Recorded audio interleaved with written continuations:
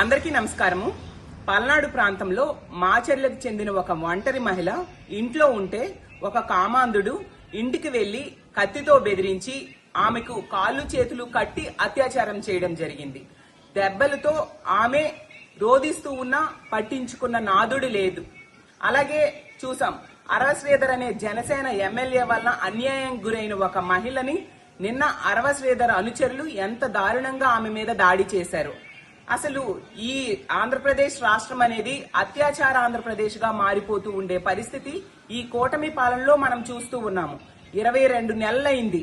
రోజుకి ఎన్ని సంఘటనలు పేపర్లలో టీవీల్లో మనం చూస్తూ ఉన్నామంటే ఎంత దారుణంగా మహిళల భద్రత, ప్రజల భద్రత వీళ్ళు గాలికి వదిలేశారు అనే విషయం స్పష్టంగా అర్థమవుతూ ఉంది. చంద్రబాబు నాయుడు గారు ప్రతిసారి కూడా చెప్తూ ఉంటారు, మహిళల మీద ఎవరైనా చెయ్యి వేస్తే అదే వాళ్ళకి చివరి రోజు అని.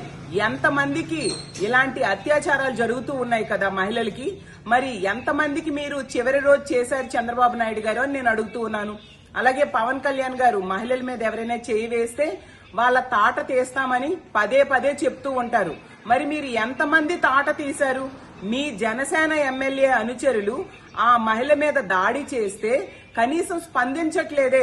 మీ జనసేన ఎమ్మెల్యే ఒక మహిళను 5 సార్లు గర్భవతిని చేసి ఆమెకి అబార్షన్స్ చేస్తే కనీసం మీరు స్పందించలేదు. అతని మీద ఎటువంటి చర్యలు తీసుకొని పరిస్థితి మనం చూస్తూ ఉన్నాము. మరి లోకేష్ గారైతే ట్వీట్స్ మీద ట్వీట్స్ పెడుతూ ఉంటారు మహిళల భద్రత కోసం. మరి ఇన్ని సంఘటనలు జరుగుతున్నా మీరు ఎందుకు స్పందించట్లేదు? ట్వీట్స్ కే మీరు పరిమితమా? మహిళా హోంమంత్రి అనిత గారి గురించి అయితే చెప్పనే అవసరం లేదు. చాలా డైలాగ్స్ చెప్తూ ఉంటారు.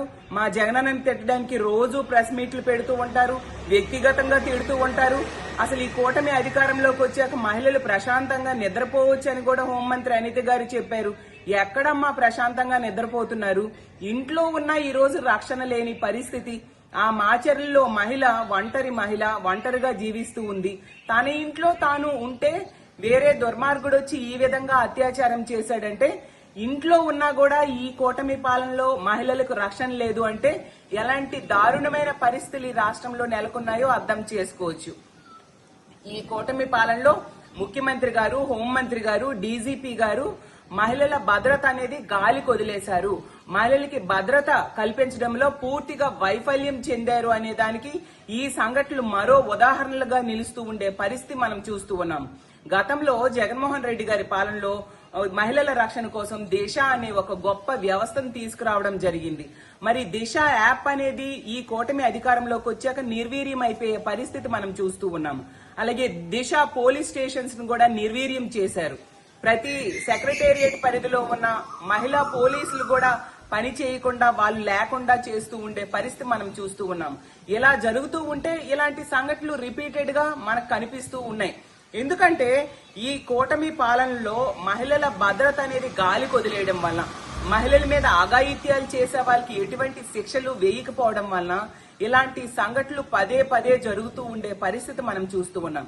ఈ రోజు ఈ కూటమి పాలనలో మహిళలకి ఇంట్లో ఉన్నా రక్షణ లేదు, బయటికి వెళ్లినా రక్షణ లేదు, స్కూల్కి వెళ్లినా రక్షణ లేదు, పని ప్రదేశంలో కూడా రక్షణ లేని పరిస్థితి మనం చూస్తూ ఉన్నాం.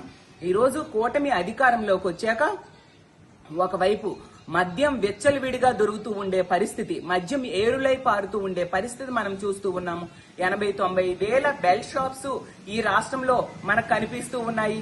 అలాగే పెర్మిట్ రూమ్స్ కి గవర్నమెంటే పర్మిషన్ ఇచ్చిన పరిస్థితి. 24 గంటలు మద్యం దొరుకుతూ ఉంది. గంజాయి ఎక్కడ పడితే అక్కడ తయారు చేస్తున్నారు. గంజాయి విచ్చలవిడిగా దొరుకుతూ ఉండే పరిస్థితి. అలాగే డ్రగ్స్ డోర్ డెలివరీ జరుగుతూ ఉండే పరిస్థితి కూటమి పాలనలో చూస్తూ ఉన్నాము. దాని వలన వాటిని తీసుకొని ఇలాంటి కామాంధులు రెచ్చిపోయి ఈ విధంగా చేస్తూ ఉండే పరిస్థితి మనం చూస్తూ ఉన్నాము. పవన్ కళ్యాణ్ గారు అయితే తన సొంత పార్టీకి చెందిన ఎమ్మెల్యే కూడా కనీస చర్యలు తీసుకోలేదు. మహిళల భద్రత కోసం ఎన్నో స్టేట్మెంట్స్ ఇచ్చారు. మీరు ఇప్పుడు ఎందుకు మౌనంగా ఉంటున్నారు పవన్ కళ్యాణ్ గారు అని నేను అడుగుతూ ఉన్నాను. మీరు దీని మీద వెంటనే చర్యలు తీసుకోవాల్సిన బాధ్యత మీ మీద లేదా అని నేను అడుగుతూ ఉన్నాను. ఎప్పటికైనా స్పందించండి.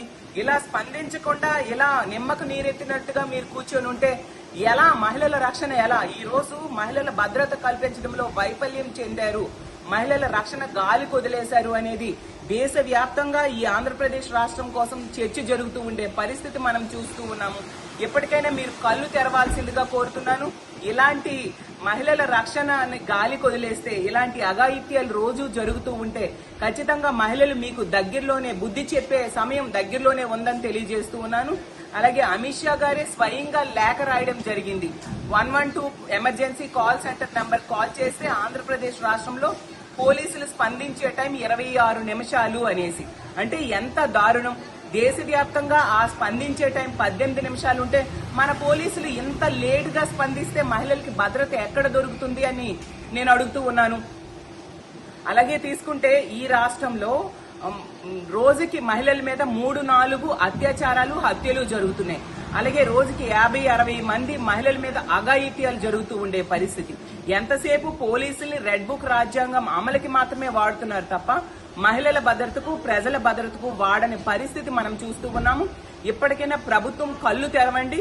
ఈ మాచర్ల సంఘటన విషయంలో ఆ దుర్మార్గుడిని కఠినంగా శిక్షించాల్సిన బాధ్యత ప్రభుత్వం మీద ఉంది. ఇలాంటి తప్పుడు పనులు చేసే వాళ్ళకి కఠినమైన శిక్షలు వేస్తే ఖచ్చితంగా ఇంకొకసారి ఇలాంటి సంఘటనలు రిపీట్ కావు. తక్షణమే ముఖ్యమంత్రి గారు, హోంమంత్రి గారు స్పందించి దీని మీద చర్యలు తీసుకోవాల్సిందిగా కోరుతూ సెలవు తీసుకుంటున్నాను.